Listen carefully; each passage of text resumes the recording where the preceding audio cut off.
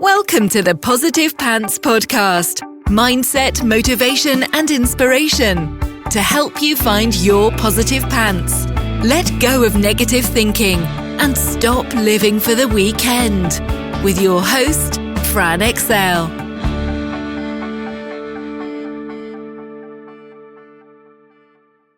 So welcome to the show. As always, it's Fran Excel Mindset Coach helping you find your very own pair of positive pants so you can get out of your own way and live a life that you love.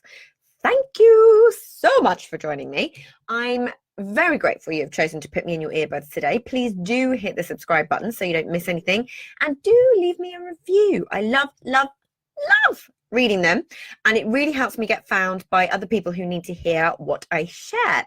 I'd also love you to email me your mindset and productivity questions or topics you'd love me to cover to hello@franexcel.com, because I know a lot of you think I'm inside your heads because you tell me all the time.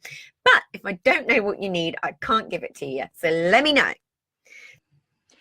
In the last episode, we talked about what procrastination is, what it's not, and how to find out why you might be doing it. If you haven't listened to that one yet, make sure you go there first. It is hugely important to work that stuff out first before you can find the ways of overcoming it that are actually going to work for you, because it's highly individual and some of it hugely deep-rooted. Now, I promised I'd give you some ways to overcome it once you'd identified the what, the why, and the how of your procrastination. So what can we do in practical terms now we understand a little bit more about what's underpinning the issue?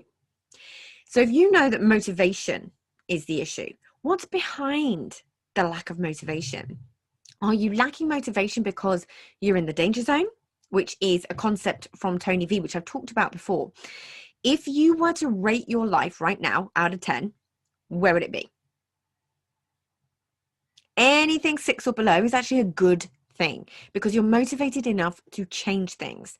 Change only happens when the pain of staying the same is greater than the pain of change, which is a little bit of a bastardized Tony Robbins quote for you there. Now, the danger zone is when you're around a 7 out of 10. Why? You're comfortable being uncomfortable.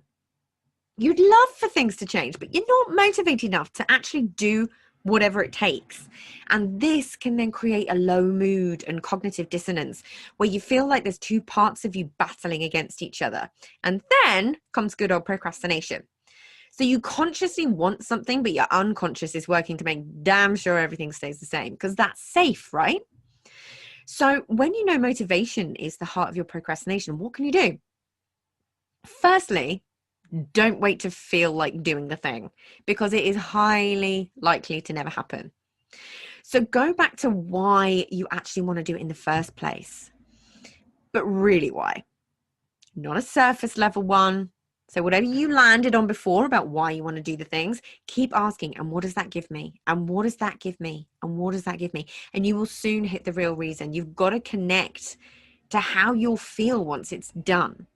So this is some of the future you connection that I spoke about in the previous episode, where that person in the future isn't you. It's not related to as you. It's somebody else's problem. So this is some of the work to actually help you connect to that version of you. And also connect to the consequences of not doing the thing. If you sit there with your journal and you write out all the consequences of not doing it, I'm sure you're going to be finding a little bit of motivation. But another thing that we can do is bribe yourself. I do this to myself all the time. I'm not immune. None of us are immune. We all do this at one point or another. So we've talked about the rewards feeling too far away in the previous episode. So what can you do to bring the rewards closer? Create micro goals that have a reward along the way. I like to bribe myself with jewelry, or perhaps a takeaway, or like just a favorite treat, just things that I can only have when I've done the thing. And the other thing to think about is just find a better reward than the reward that the avoidance gives you, right? Remember that motivation follows action. So use Mel Robbins' 5-second rule. You just 5, 4, 3, 2, 1 and physically move, physically start. Just tell yourself 5 minutes. I'm going to do this for 5 minutes, but physically do that movement where you start. Tell yourself you'll do it for 5 minutes, because research shows that over 80% of people who start will keep going. So put things in place to make it as easy as possible. Accountability is your friend. If I'd listened to the many excuses when it came to actually launching this podcast, I would have listened to the I'm no good at tech, there's no way I can produce my own show. I would have listened to there are so many amazing podcasts with much bigger names. Who'd want to listen to mine? Or the I don't have time gremlin, the imposter syndrome, all the inevitable mindset gremlins that come along with stepping outside your comfort zone, right? I just wouldn't have started because I didn't really know where to start. But I made a commitment to myself that it was going to happen. And I knew that it was going to be my thing. I knew I was going to love it. But there were some serious gremlins to get through first. So knowing all of this, I put structures in place so I could overcome that. I made it easy on myself by making it hard. You'll see why. So you'll see why this is so important. But I paid £700 a month for someone else to set up and produce my show for the first few months. But I knew it was a crazy monthly outgoing that I didn't really want to pay for, particularly at the beginning of my journey. There wasn't really the ROI on that. But I didn't really also want to pay for someone to do something that I could do myself if I got over my ego, right?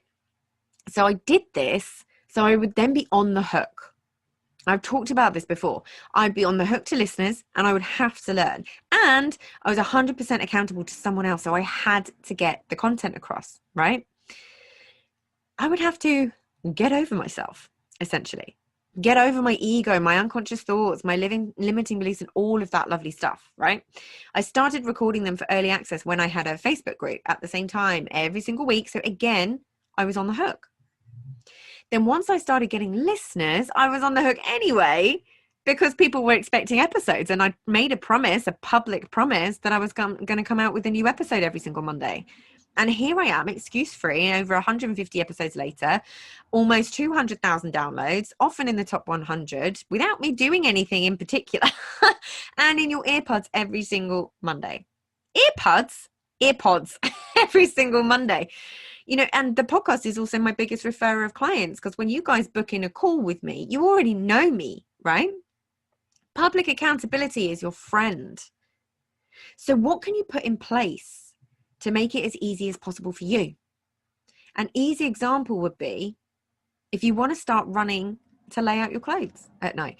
If you want to eat better, batch cook your meals. So what can you put in place in your business to make it easier for you? And connect to the what happens if you don't do it, and connect to the what happens if you do. What could happen? What won't happen? Yeah. So if you want a few more tangible tips when overwhelm is at the helm, I've got you covered. Change up your environment. Get rid of any distractions. Lock your phone in a drawer or put it in another room. Even knowing it's there is enough to make you reach for it, because you get a dopamine hit every single time. We are addicted to these things. We get rewarded for doing the naughty thing.